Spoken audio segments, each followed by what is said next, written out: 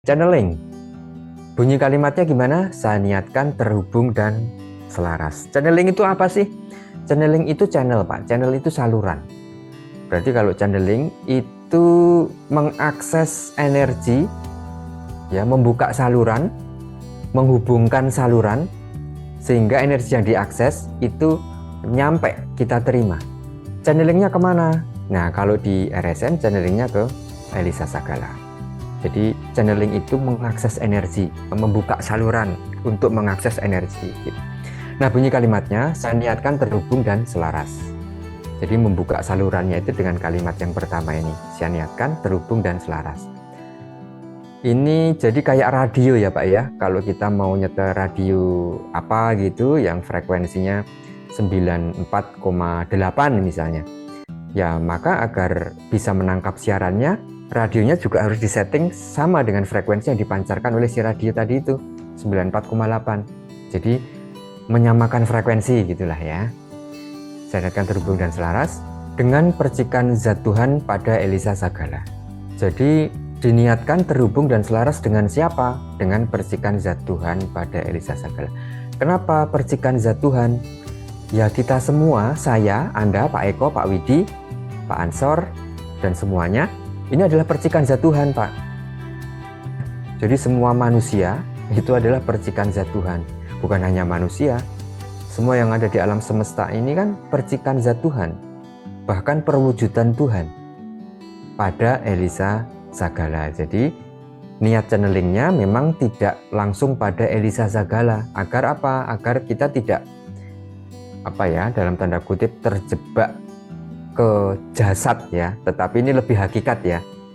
Nah, kemudian juga dengan kata percikan zat Tuhan ini tujuannya agar kita tidak mengkultuskan, agar kita juga tidak menduakan Tuhan, tidak menyembah berhala atau apapun istilahnya.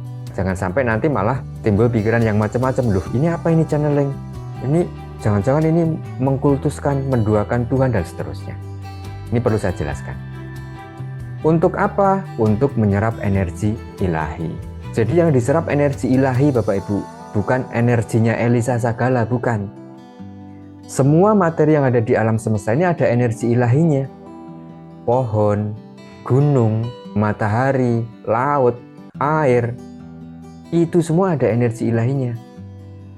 Makanya ini bukan klinik Bapak Ibu. Anda ingin menyerap energi dari pohon, sangat bisa.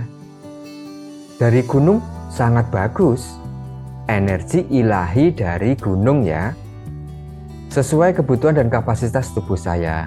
Nah, ini terukur ya, agar tidak over energi tadi. Ada yang pusing, keliengan, mual, gitu. Nah, kemudian terjadilah.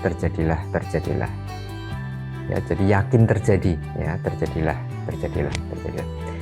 Inilah channeling Bapak Ibu, ya, untuk mengakses energi. Kenapa demikian? Karena Bang El memiliki kemampuan, dikaruniai kemampuan untuk mengolah energi. Dari mana? Dari seluruh Indonesia, Sabang sampai Merauke, dan beberapa di luar negeri. Ya, di tempat-tempat suci, di dorpal dan portal yang di situ memang energinya besar, seperti di Gunung Kurama, Jepang, tempat lahirnya Reiki, di Gunung Fuji, Jepang, kemudian Sulawesi, Kalimantan, Jawa, Sumatera, dan seterusnya. Dan yang bisa begitu pun juga tidak hanya Bang El, ada beberapa orang yang bisa begitu. Saya yakin ya, tetapi saya nggak tahu siapa orangnya. Artinya apa? Sekali lagi ini bukan klinik gitu. Karena kalau yang belum ngerti kan kemudian diidentikan dengan perdukunan, dengan enggak ya. Anda pun juga bisa melakukannya. Anda pun bisa seperti itu, nanti menyerap energi ilahi dari Gunung Merapi misalnya, lalu itu diolah untuk penyembuhan. Bisa Bapak Ibu, bisa. Gitu, lalu itu diserap, kemudian disalurkan lagi ke orang yang sakit. Nah, seperti Bang El kan, beliau sudah sangat paham, misalnya sakitnya apa gitu, oh pakai energi ini aja, gunung mana gitu. Sakitnya apa? Oh pakai energi laut saja, yang mana, dan seterusnya gitu ya. Jadi sama dengan chef ya. Ini daging sapi nih, mau diolah jadi apa? Oh jadi sosis, rendang, jadi bakso, apapun lah gitu. Sama, esensinya sama seperti itu.